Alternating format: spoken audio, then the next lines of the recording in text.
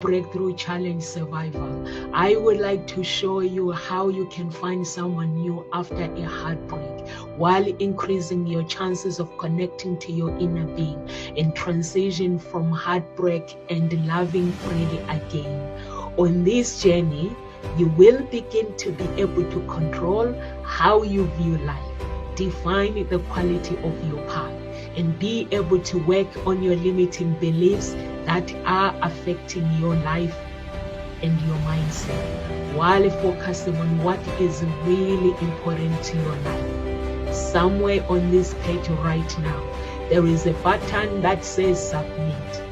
Leave your name, number, email address. Here is the deal. I have 15 top experts around relationship, business, finance, and wealth. And they have found the breakthrough and the freedom in their lives, meaning they have invested in their breakthrough framework. And now they are living a life that is highly inspirational, doing the things that they want when they want. Imagine you could live your life like that without limits. Somewhere on this page right now, there is a button that says submit. If you click, I will send you details on when we are starting the summit and how to get hooked up to the summit. Live with grace, everyone. See you on the other side. God bless. Hi, everyone. Please sign up for the summit and Gossip Talk Shows family. Sign up for the summit is on Saturday at 10 a.m. and there will be so many speakers, beautiful speakers, and they will be sharing limiting beliefs, heartbreak, the framework that they've used to live the life that they want whenever they want. So please do sign up. Link is on the video.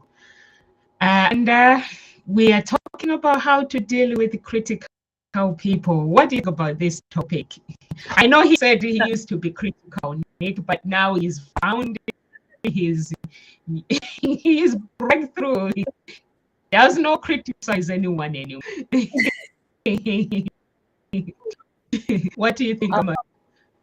I think this topic is really good because it's something that even kids have to deal with, because they essentially in the classroom, because I'm a teacher, that's something that I try to help kids even navigate, and as adults we also are still trying to navigate that, right?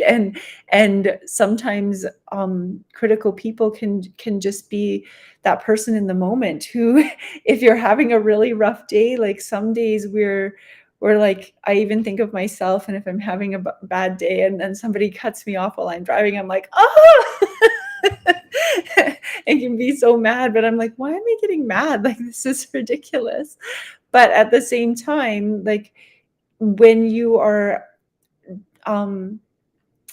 withdrawn and struggling and your cup is empty, your ability to cope is so much less, right? And then if you are self-full and you have capacity, then something like that's not going to bother you. So I think sometimes dealing with critical people is essentially about knowing yourself and knowing what your capacity is at. But also sometimes there are just people that are just like, I just need to take a step away from them. And even with children, sometimes in the classroom, it's that we have to just learn some strategies to deal with them, whether it's just like, I always say, like, you don't have to like everyone in the classroom, that's not, but you do have to be kind to everyone. And that's kind of what I try to teach them anyways, is that coping skill of, you don't have to be their best friend, you don't have to like them, nothing, you just have to be kind in the classroom. And that's all I hope for, is to teach them those skills to be kind, because sometimes when you are kind to other people, that kindness spreads, right? Nick, what do you think? Yeah, this topic is close to home for me, for sure. So for me, I grew up in a house where my mother actually was highly critical. And to this day, I struggle when someone is even not critical, even when someone is just genuinely trying to give me constructive criticism. I have a real hard time not getting defensive and just completely like shutting down and almost going to like this place of anger. So it's something that I deal with to this day. So actually, it was last night. My wife asked what the topic was today, and I told her, and she was like, "How do you deal with critical people? You get angry and you shut down." So yeah, this is actually a really good one for me to learn some things as well. So did a little bit of research coming into this talk, and have a little bit of, I guess, some strategies to give the listeners and for myself. So I'm interested to hear how you guys deal with it. Absolutely. Love criticism, but it has to come at the right time. Nick, you are not in the group, at WhatsApp group, also talk shows coaches. I've been putting the content, asking advice. People have been working for the summit. So I put the message on there. What do you guys think? These usual suspects reply and they say what they think. So I'm going with them, what they think. Those who are applying, it's been like a month. And those who are not replying now, I'm finishing, the project is finished. And now they're criticizing why this is like this. I'm like, I've been asking for. So there is a criticism that can help you. There's another criticism that is causing destruction. So for me, when somebody criticizes, I wasn't raised like you with a critique. My parents were very, very supportive. Like they will never criticize. Like if you ask a thing, they won't criticize, but they will tell you the truth, because the truth is the thing. Like people who are criticizing, they're telling the truth, but the truth is sometimes is what we don't want to hear. So my parents were like that. They won't be critique you, but they'll tell me what I need to know, and I'll be like, wouldn't you be gentle with me instead of like, oh, be gentle. I think there are some people who are criticizing and they want you to do well, like your parents. Hear you now, you are doing well. So maybe your parents, when they were criticizing, they didn't want to lie to you, and they wanted you to become the man that. And even though when you grow up, you hear, and then you share, and then that Nick came out, the police, and then he started speaking out. And when you're speaking out, it means you are like, no, not my beliefs, this is what I believe. So I think sometimes there's a critics that can help you to build you, help you to grow, but there are some people that can criticize you and destroy your life. Like Amanda at school, like when you're telling the kids to be honest, and I think it's very, very important to say what you're telling the kids, because in that way they are not looking to hang out people for the sake of hanging out. They hanging out because they want to, and because they're not not being fake. So it's really, really nice what you are saying, Amanda, that teaching the children to be honest. And that's what I think about criticism. What do you think, Amanda? I was like Nick. I grew up in a household of very critical people. Even when I said to my parents that I was going to do my master's degree, their first thing they said to me was, "Are you going to make more money?" And I was like, "Not unless I go into administration." And they're like, "Why would you do that?" And I was like, wow, most parents would be like, congratulations, you got into your master's. Like, that's amazing. You're the only person in our entire extended family who has a master's degree. But, you know, that's not it at all what they said. And even when I got pregnant and had my daughter when I was married, the first thing they said to me wasn't congratulations. It was, I thought your stomach looked fatter at the cabin. Yeah. So those are the sort of things that you just have to be like, wow, okay. And I've learned through a lot of therapy to just take a step back and be like, this isn't about me. This is about them and their view of the world. And if all that you have to say is something that's super, super negative about somebody else, it's really a reflection of themselves and a reflection about how they feel about themselves inside. And so when it is negative criticism like that, just to criticize, I've been working on, like Nick, you were saying this is something that you struggle with, is taking that step back and saying, okay, is this about me? Is this really about me? Or is this about something that they haven't healed and that they are struggling with, and they're projecting that onto me? Because sometimes it can be about me, absolutely. But sometimes it's a projection of how they already feel about themselves. One of the things that Nomza mentioned, though, was that constructive criticism. And I think constructive criticism is very different than criticism, because that constructive criticism piece made me think about my students and how I help them grow. And as their teacher, even if they're getting like 100% or fours or something in their writing, fours is like an A. I will tell them, no matter what, I'm going to give you a suggestion. No matter how amazing your paper is or how amazing your research is, I'm always going to give you a suggestion. And also, no matter how weak it is, I'm always going to give you a suggestion. And I said, because I want to help you grow. Even when I was doing my master's degree, I would hand in papers and I'd get them back and I'd get an A, the teacher would still give me some suggestions. And I could keep handing that paper back in over and over and over again. And every single time, no matter how much better I made it, there's always something that they could give me a suggestion on. Right. And that's the same with me. My students, they could hand in a paper or a story or whatever, and it could be amazing. And I'm going to give them feedback. And then they go back and do it again or something similar.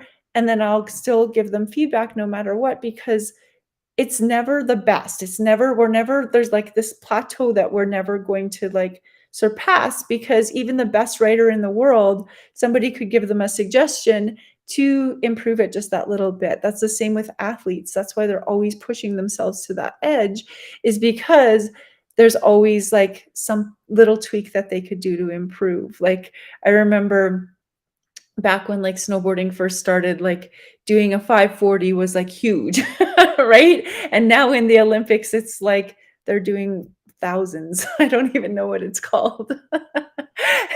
Essentially is like you have to do that to be in the Olympics, whereas back 20 years ago when it first started, they weren't pushing that edge, that limit. And that constructive criticism can have a lot of growth.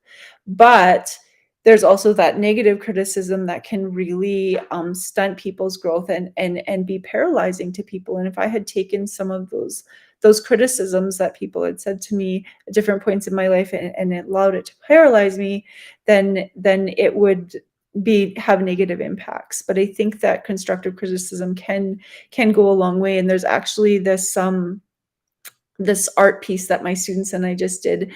And essentially it was called Austin's Butterfly. And it was this little boy in kindergarten who drew a butterfly. And then he got like constructive feedback from his peers. And the butterfly just looked like how you draw a quick little butterfly. And then it was like, okay, you're looking at this specific type of butterfly. I forget what the butterfly was called. Like, look at how the wings are shaped. Can you work just on the wings? And so then he'd go back and he did 6 different drawings with feedback every single time. And the kindergarten student, from start to where he ended 6 tries later, was just like unbelievable. Like my grade 5s were like, that kindergarten draws better than me. And I was like, no, it's because he persisted, because he got feedback and he was resilient and he kept trying. And look at how he basically drew this scribbled butterfly to this like amazing butterfly by the end, all through having those qualities. But it wasn't because people said your butterfly's stupid, like look at how bad this drawing is. They said hey, this is really good. What if you just tried to change the wings just a little bit to stretch them out? Like, look at how the butterfly looks in the picture. Can we just stretch those wings out a little bit and get the wing shape a little bit better? And so then he went back and tried that. And then the next time it was, oh, these wings are really great now. Let's look at the body shape. Okay. And then you go back and do that. And then it was like, let's look at the antenna. Okay. And so it was this constant constructive criticism of like, look at the amazing things you've done so far. Let's push ourselves a little bit further. So giving them that like positive reinforcement first, I think is something that's super, super important. And so for me with that criticism is it constructive feedback, or is it a negative reflection of those unhealed things in those people that is just criticism just like oozing out of them? Because I think sometimes that we come across critical people that are just having this inner battle with themselves that just oozes out of them. And I know even sometimes for myself, when I've been critical of other people, it is really a reflection of how I'm feeling about myself. What do you think, Nick? Yeah, I actually got a lot out of what you just said, so thank you. And for me, just kind of reflecting on my own journey and how I was raised, which sounds very similar to you. For me, it's given me a lot of resilience and strength, and I've really, I guess, it's turned me into my own probably worst critic in a lot of ways, where I hold myself to a really high standard, and I don't need that external person to give me a push or whatever, because I'm doing that to myself, which can be a good or bad thing, I guess, depending on how far I take it. And for me, it definitely can go too far, where it borders on perfectionism and all of that, and I have to definitely be mindful of that. But at the same time, I'm actually grateful for the way I was raised, because it has turned me into the person that I am today, and Nomsa mentioned that as well.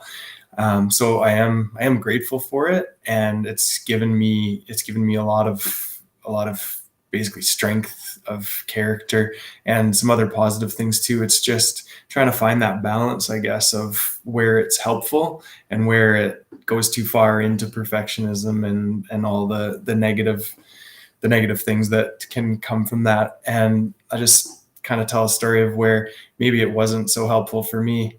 So when I was in policing, I would have been about 8 years into my career. I got a position that was kind of my dream job, or so I thought at the time, and it was in it's called the Drug Undercover Street Team. So it was a drug enforcement role where I was undercover. So that means going out and buying drugs from drug dealers in an undercover capacity, and then obviously through that collecting evidence. And it's pretty strong evidence when me as a police officer can stand in front of a judge and say, yeah, that guy sitting over there, he sold me this ounce of methamphetamine. Like, it's pretty strong evidence, right? So that's the goal of that team. And so I got into that team. Like I said, I was about 8 years into my career, but only 2 years with the service that I was currently working with. So had 6 years prior experience with the RCMP, and then moved to the Calgary Police Service. So I was fairly new in the Calgary Police. And I think when I got in at that junior time frame in Calgary years, I think my supervisor just didn't like me right from day one. And he was kind of like now fill in for my mother and just critical of me in every way that was like the bad way for me, and just completely caused me to go into kind of shutdown mode, which obviously wasn't good for me. So it took what I thought was going to be my dream position to a place where it was the exact opposite of that. I just dreaded going to work every day, because I knew that whatever I did, even if I did the best undercover work I could possibly do, and even when I would come back to the office and just bought like a substantial amount of whatever drug, which is always the goal in that sort of world. It wasn't about anything positive. It was always like, you drove the wrong way into that buy, and like just all over me, and not in a constructive way at all. And so it got to the point where as I'm sitting, I'm unarmed, just dressed like a regular guy, right? What, I had a beard and all the things, trying to make myself play the role. Is I'm in a drug dealer's car. So I know that there's risk, right? And especially as you get into higher levels, it's organized crime and there's weapons and all the things, right? And you know that. So you're in this guy's car, or sometimes girls. I won't be discriminatory because I did buy drugs from girls as well. But so you're in that car, and I'm more worried about what I'm going to get yelled at about after the buy than I am about that clear and present danger sitting beside me in that moment. I was so in my head that criticism went to a place where it was obviously not productive and not good for me at all. And that I was able to tough it out in that unit for about 2.5 years, but it was rough. I got to a point, and even personally, where I was just not a very happy person to be around, or nice or friendly or anything like that. And talking to my wife after, I think if I would have stayed in that unit for, I think the tenure at that point was about 5 years. If I would have stayed for 5 years, I don't know if I'd still even be married, actually. So it's interesting to see that, and how that critical person, and in my case as a supervisor, was not good for me at all. But it's given me some experience, right? And I know some things that, like how I react when someone's being critical of me. And it's something that I'm obviously still working on to this day, because I still go to anger and shut down. So it's the struggle is real, for sure. Amazing how we can hang around with people that are critical, and then they can damage our inner being as well at the same time. For me, I don't think I would do well with being with someone who is critical, because I speak. If somebody, I'm like, have a chill pill.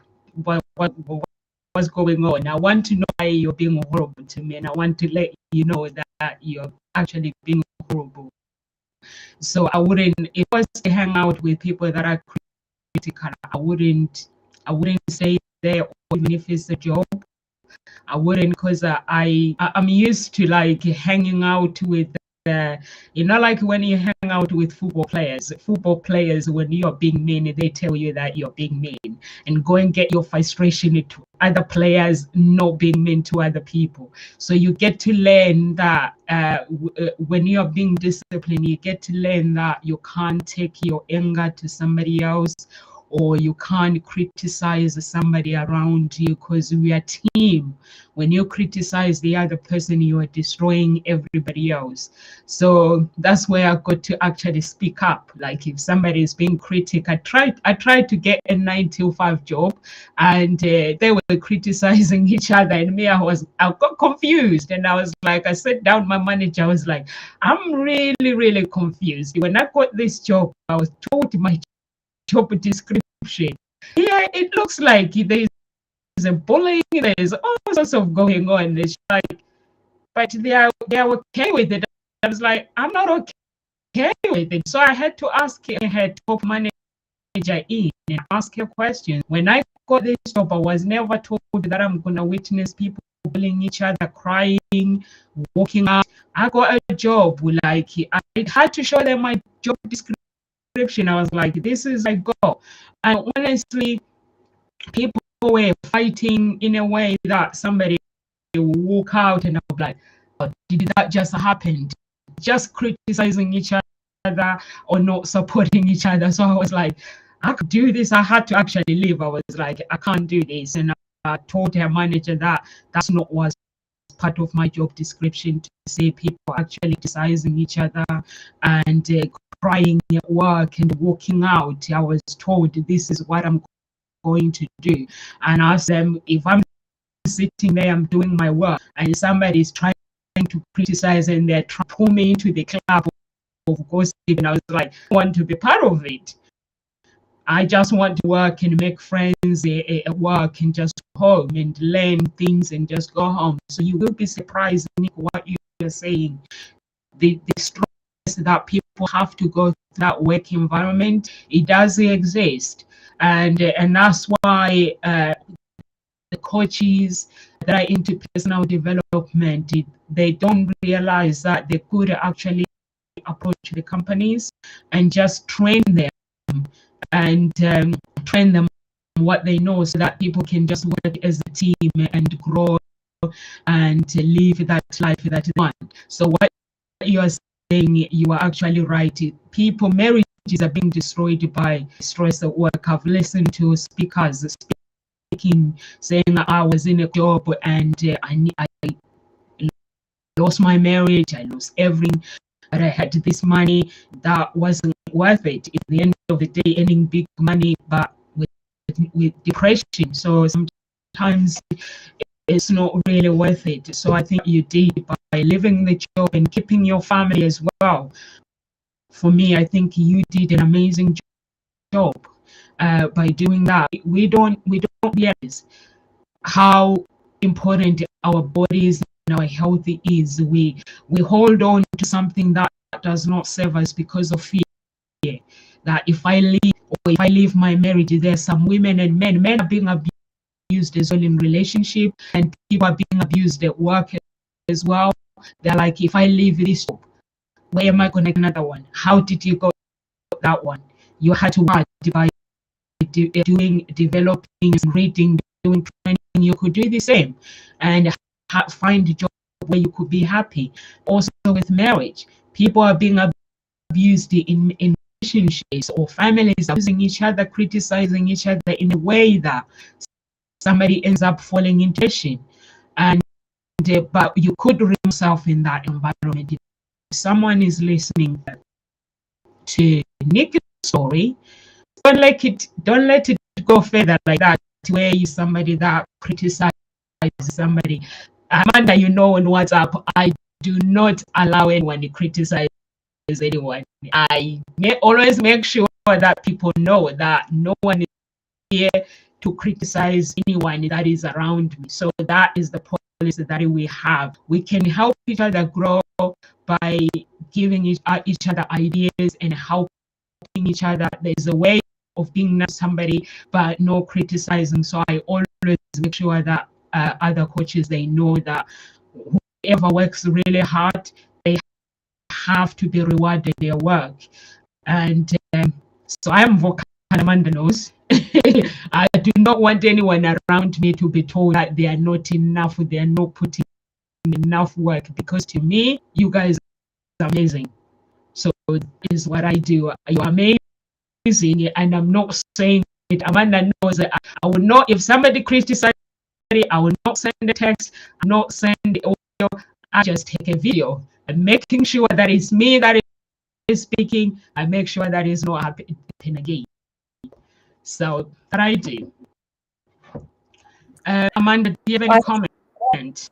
Yeah, while you were talking, I was trying to, and while Nick was talking, I was thinking about leadership, because essentially our bosses and the people that are our direct superiors have so much effect on our mental health and on our willingness to go to work and our willingness to do our best and to try. And I was trying to find a quote while you were talking on leadership, but I couldn't find it. I had just seen it on LinkedIn yesterday, and it was essentially around like, leaders don't like criticize and put people down. They actually, good leaders uplift people so that they become leaders themselves.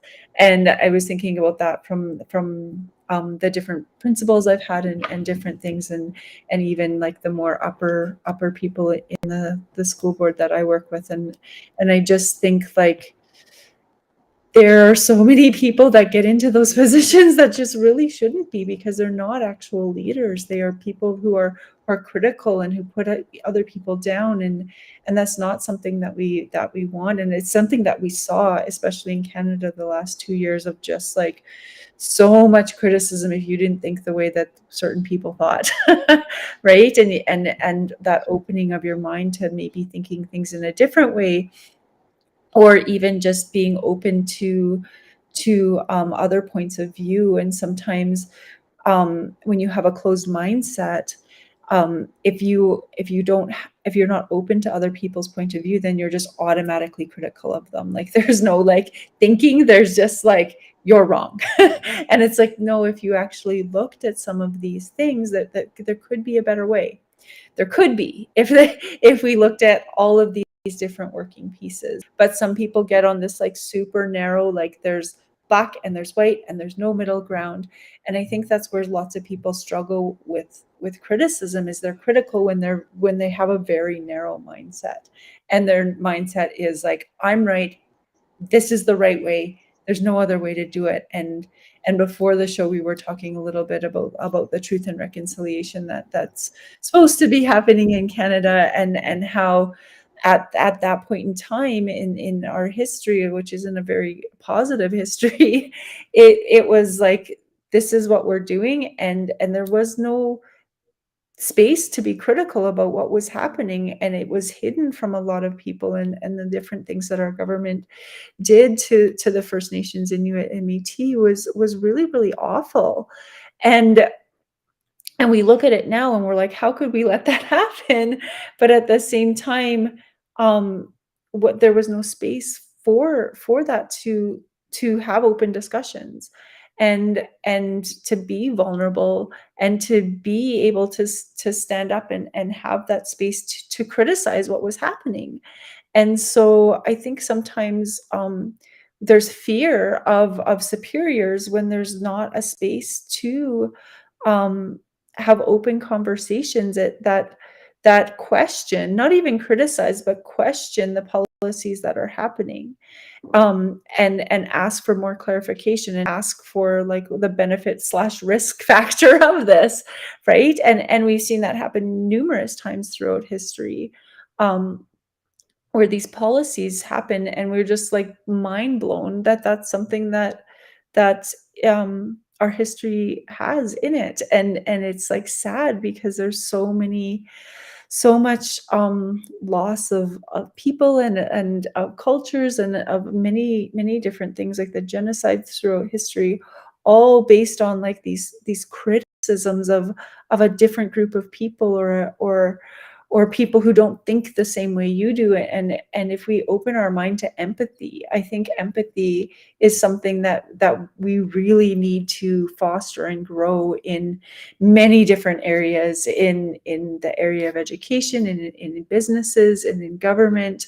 That's something that would really open things up. Like if your boss before, Nick, had some empathy for the stress that you were under in making decisions, like maybe they wouldn't be so critical, right? Or I don't know. I really struggle when people don't have empathy, and try to know too where we're trying to come from a good place of honesty and kindness. And I just had something happen to me just like last week, where I was trying to be really open and honest and kind and authentic and vulnerable, and the person took it, I think, not in that way, and they took it as a criticism, and then just like shut down completely. And I was like, that wasn't my intention at all. I was trying to be very vulnerable with you, and they just completely shut down, and that wasn't my intention. And then me, being the empath that I am, was like feeling so bad about trying to be open and honest and kind and compassionate, but also speak my truth, and not try to come across as critical. But sometimes when people are hurting so much inside, anything that feels like a criticism will just completely shut them down. And that's something that even when you are trying to be as empathetic as possible, it may not come across that way, even though that's your complete intention. And we can't, we don't have the power to change how people perceive it. We just have the power to show of where that intention of our words comes from. And if it is an intention of kindness, compassion, and empathy, and somebody takes it as a criticism, that's on them, right? Even if they came back and said that was really critical, you could just say that wasn't the intent at all, right? And I think that's something that maybe open conversations and really raw, authentic, vulnerable conversations can happen, but only if both parties are willing and open to have those conversations, right? And I don't think your former superior was willing and open to have any sort of conversation like that. And wouldn't we live in a different world if we taught kids from a young age to be able to have and hold conversations like that? Yeah, it's super interesting to think about, what the world could be if we were able to foster that empathy and have that in our different organizations. So I'm thinking about policing specifically, and how there's no room for it currently with the way it's set up, and it's bad, and it leads to terrible things like you described the residential school tragedy in Canada. And so in policing, it's a paramilitary structure where you're not allowed to question orders. You just have to follow the rules. It's like you're just a soldier, right? And how if someone were to question, like back in the early 1900s or even into the mid 1900s, which is crazy to think about how recent that was, that if someone were to question, like an officer, to question those orders to go and take those children from that family, they wouldn't have their job, right? And then to fast forward now to earlier this year in Ottawa, where those officers were told to go and physically use force to break up a peaceful protest. And if they were to have questioned that order, it wouldn't have ended well for them, excuse me, career-wise. And that's just terrible. And we're going to keep repeating the mistakes of history as long as that structure remains in policing. And yeah, I mean, I totally get, like, in the moment, like when there's an active shooter or whatever, and the sergeant saying, okay, you need to go with this rescue team, like that's maybe not the moment to be questioning an order. But like something like residential schools or like peaceful protests, like, something a little bit, think about it a little bit bigger picture when there's that time. It makes sense why it happens and why it keeps happening, but we just keep repeating it and we don't do anything to change that. And then, sorry, I'll get back on topic here to critical people. But yeah, so that former boss of mine, to look at him now with I've done a lot of growth and work since that time, and to look at him, he's just a damaged, hurt person who probably came into the job as that hurt person and is now just continuing that cycle. And that organization, policing I'm talking about, it almost promotes that literally and figuratively. So he was a sergeant, and then after Dust, which is the unit he was my supervisor in, he's now a staff sergeant. So now he's supervising even more people. And that was even a couple of years ago. He could even be higher up now. And it's like that rigid, just the exact opposite of a leader. He's a boss, not a leader in any way.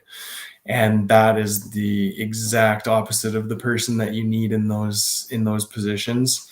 And it's just sad to see basically those patterns repeating. And it's a little discouraging, right? Because how are we going to move past that with those people in those high up positions? So little frustrating, but it is what it is. And I'm just happy to be on this side of it. And it's definitely given me a lot of strength and resolve too. And just personally, so going to work during that time, it was like every day I'd be driving in and just like jaw would just be tight. I would feel awful, like just all these physical signs. And I just pushed through them for literally years. Whereas now I'm at a point where there's no way I would never put myself in those situations. I would never work for someone like that. I got to a point where I literally resigned from policing because it wasn't in alignment for me, because it made me feel that way, right? And so I'm just super grateful that I've come as far as I have to recognize that and to stand in my own truth and to basically act in alignment. And I think for me, it was the universe had a hard time teaching me because I'm pretty stubborn, and it had to give me some pretty bad situations in order for me to finally start listening, right? And so I had to go through all of that in order to finally heed the lesson. And I'm happy to be here having heeded a lot of those lessons. And for sure the work is not done. It's definitely ongoing. And that's something that I'm keenly aware of, is that, yeah, you think you get past one aspect or one little thing in your life you've healed or gotten past, and then it's like, oh man, I still have some work to do on other areas. And that's something that I find actually exciting in a way too, is that it's an ongoing thing. And it's, I guess, encouraging in a way that there's always room for growth. And that's why stuff like this is so important and beneficial for people that are willing to go and do that work, is to have basically platforms like this and people like us having to show, I guess, what's possible. So even while we're still continuing work on ourselves, for sure.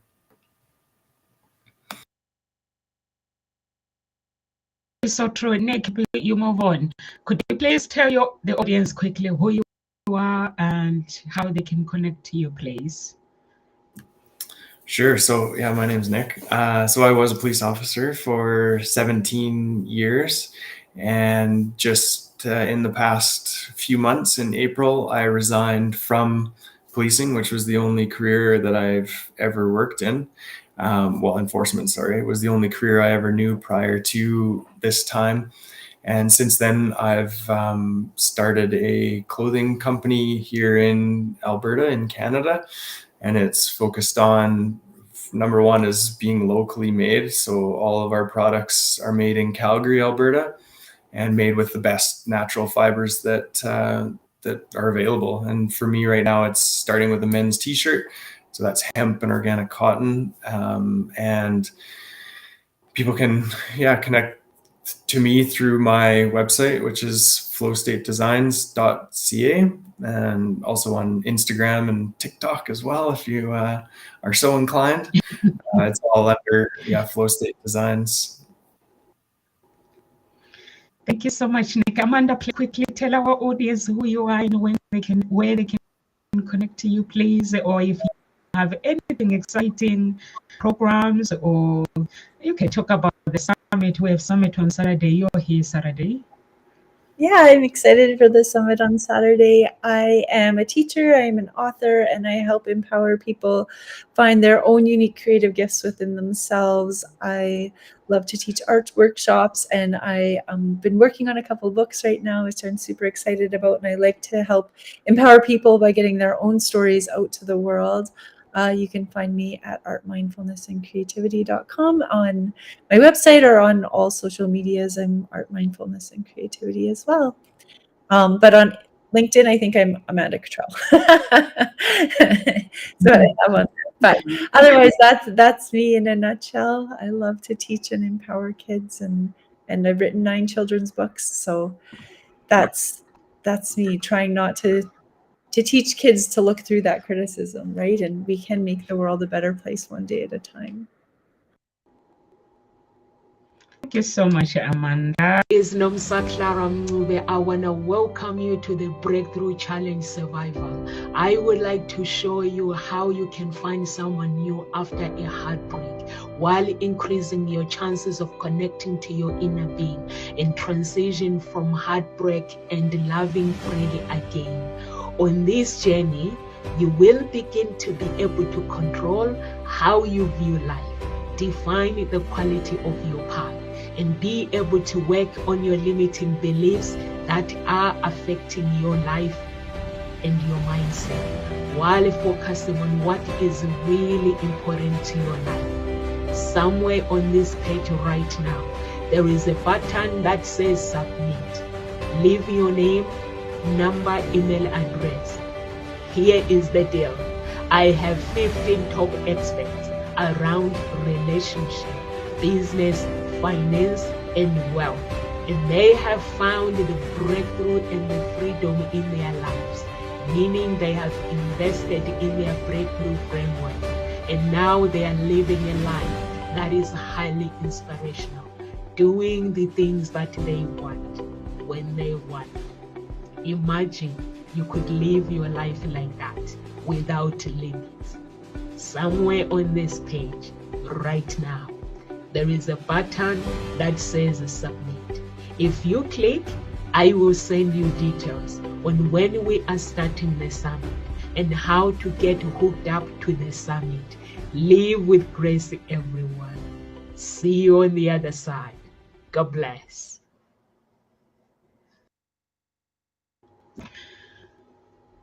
Any words of encouragement? Yes, we have the summit on Saturday, everyone.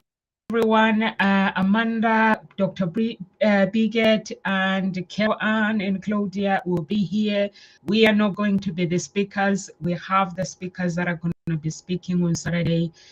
We're just going to be here interviewing, and they'll be sharing how they've been able to work on their limiting beliefs, which is why when somebody is being critiqued, that means they have limiting beliefs that they need to work on.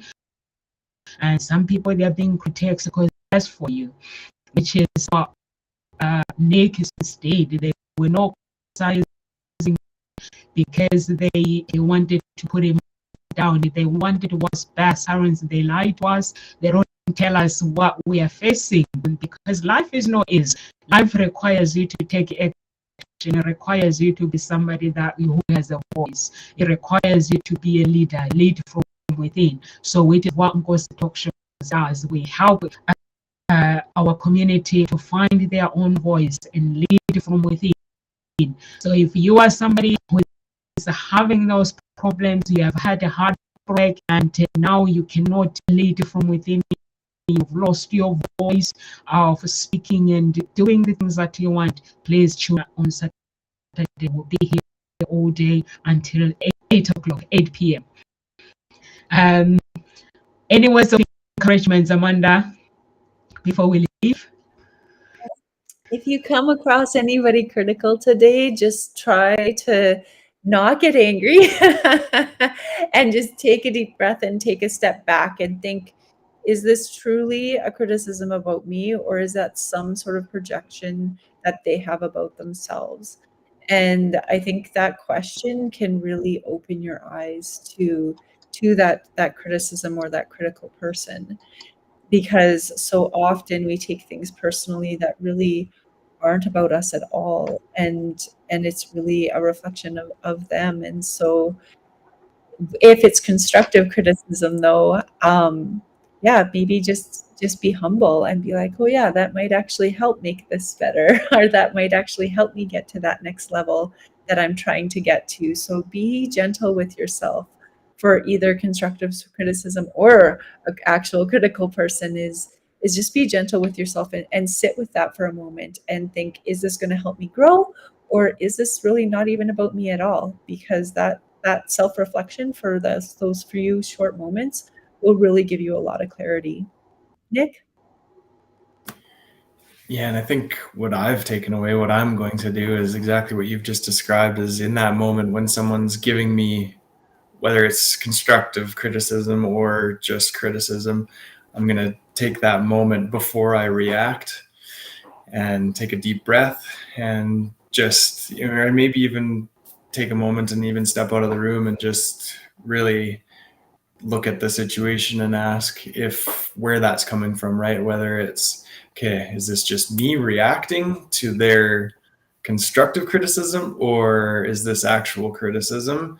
And then basically react then, as opposed to just in that moment, which is what I tend to do for sure, is go back to my programming, right? And just start repeating patterns, which isn't helpful. So I've taken that away from today, and I think that's probably good advice for all of us.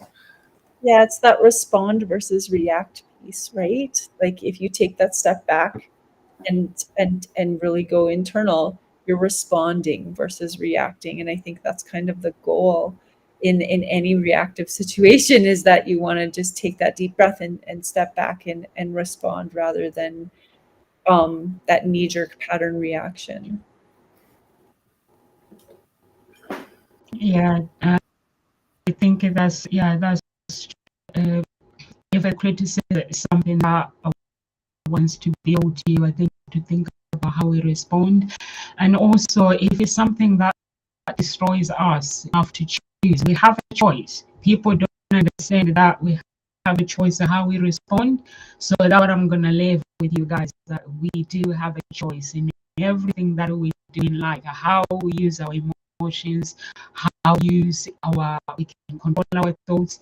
We can choose the thoughts to accept and the things that the message you put in, that instead of accepting them and downloading to our inner being, we can delete and just choose which message to accept. So we do have a choice.